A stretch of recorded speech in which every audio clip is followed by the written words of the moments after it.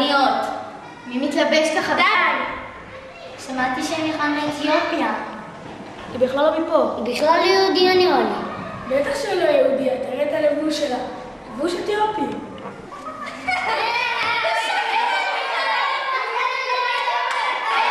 העולים האלה חושבים שהכל שלהם והכל גם מגיע להם. לוקחים לנו את הפרנסה, אפילו עברית הם לא יודעים.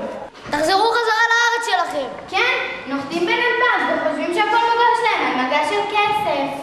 לא יהודיות! לא יהודיות! לא יהודיות! אתם בשקט! מה אתם עושים? אתם לא מבינים כלום. אתם חושבים שקל העולים בארץ? שיש להם הכל? כסף, שפה, עבודה, בית? אתם חושבים שכולם באו לפה בקלות?